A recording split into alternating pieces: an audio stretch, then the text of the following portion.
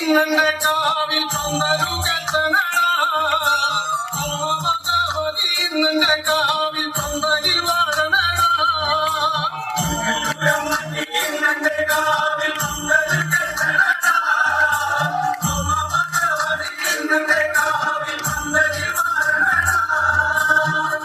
തുണിക്കണ കള്ളമൂള വെട്ടി നാലുകാരോഹ പന്തൽ ഇന്നെ കാവിൽ കുരുത്തോലം പന്തലിട്ടേ നെല്ലിന്റെ അരിപ്പൊടി കൊണ്ടല്ലേ വരച്ചേ നെല്ലൂരം ഇന്നെ കാവിൽ അഞ്ചു കതിരും കെട്ടി